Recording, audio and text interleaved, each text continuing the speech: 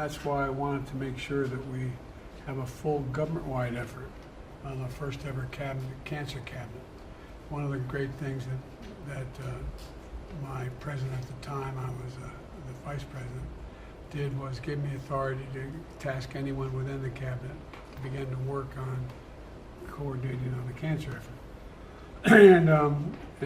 So we came up with this cancer cabinet to break down the silos and unleash every possible asset that was within our power.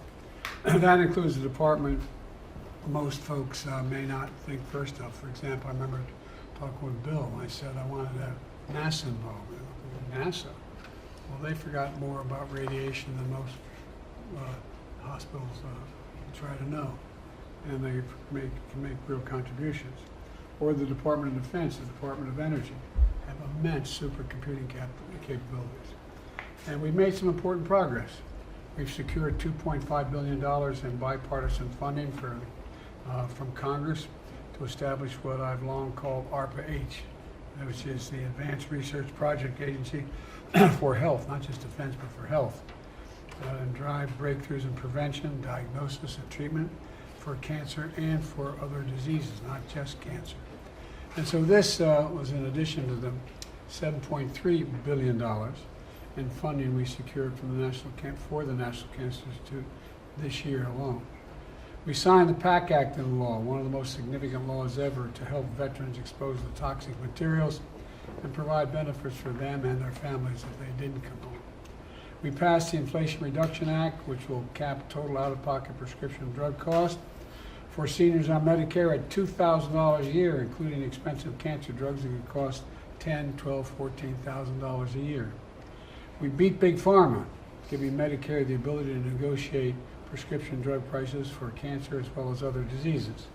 And we're securing commitments from companies, nonprofits, and patient groups to increase screening, prevent exposure to toxic substances, deliver new research innovations, and help patients navigate the diagnosis.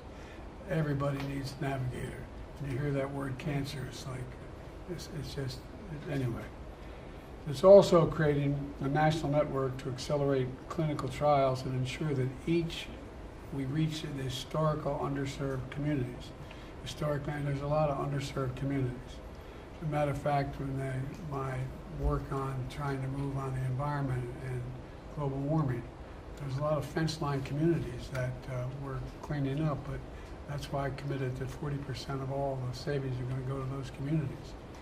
In the next few weeks, ARPA-H will award $250 million for cancer-related research and innovation projects.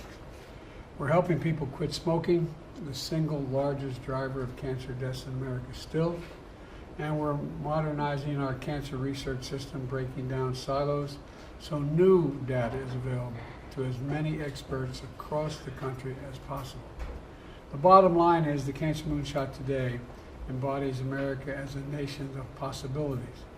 During the campaign, I was asked, what's the one thing I would do if I were president? What if I could just do one thing? I said I'd cure cancer. Not because it's the most frightening thing that exists out there, but we used to think we could handle anything. And cancer, we sort of gave up on the notion that we could cure cancer. Everything we've ever put our mind to, we've been able to do. And I was trying to make the point that it's essential that we keep that spirit and keep that sense. And I said beating cancer because we can, because I wanted to inject a sense of optimism in what we can do as a country.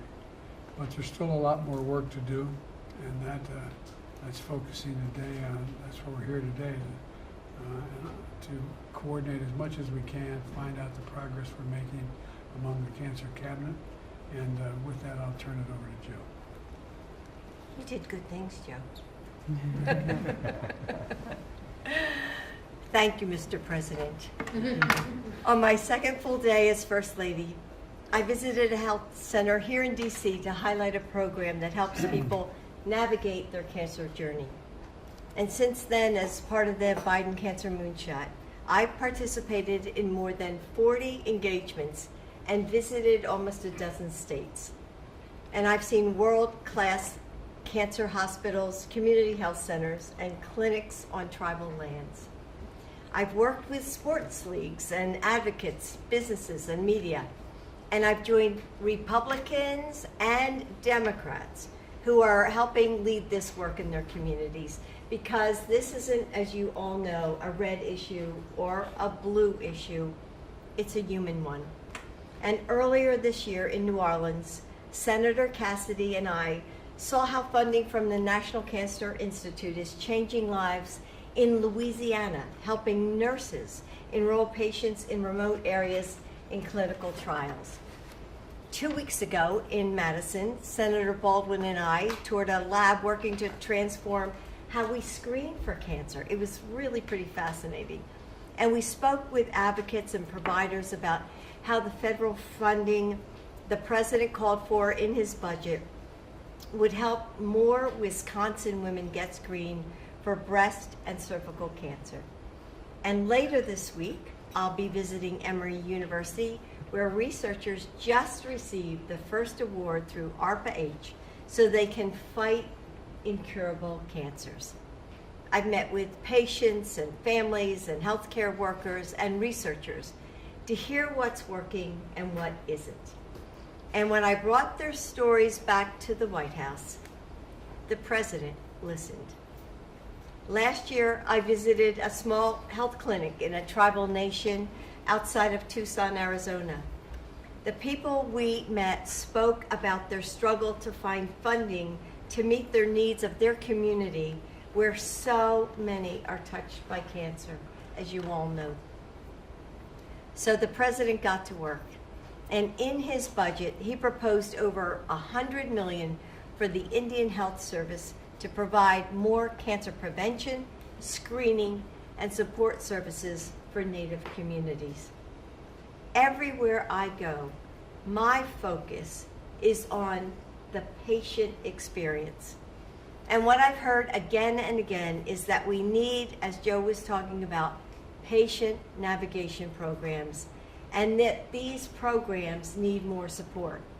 Because, as we all know, everybody in this room, cancer is daunting and complex. And when someone who knows the system is by your side every step of the way, it changes everything. Navigators lead to better outcomes for patients. But since navigators aren't generally paid for by insurance, most medical practices can't afford to provide them. So, the president expanded the number of grants for these programs, and he worked with the Centers for Medicare and Medicaid Services to propose a new rule that, when finalized, will allow Medicare to pay for patient navigation services. We're also working with the private sector to find ways to bring these services to more people. And this fall, we will convene industry leaders here at the White House. Of all the things cancer steals from us, time is the cruelest. The days spent in treatment or recovering from surgery, anniversaries and holidays missed, pages of photo albums unfilled. We can't afford to wait another minute for better solutions, better treatments, better cures. And that's why we're all here. And that's why I'm asking you to lean in just a little bit more, to push your staffs just a little harder for all the families touched by cancer across the country that are in a race against time.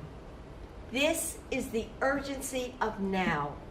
For Joe and for me, this is the mission of our lives. And I look forward to hearing from all of you about the ways I can help advance and lift up your work. So together, I know we are going to end cancer as we know it. Thank you. Mr. President, response to impeachment. Response to impeachment. Moving off the floor, please. No response to impeachment, Mr. President. Everyone, we on the line. Right now, Senator Roberts, Senator Roberts, thank you very much. Everyone, please come to the side. Please come to the meeting. much. Jerry, come on, let's go this way. Thank you very much. Thank you very much. Everyone, please move out the doors. Let them begin the meeting. Thank you. Thank you. Good work. Thank you. Guys, thank you so much. Thank you so much. Let's lower these. Appreciate y'all. Thank you.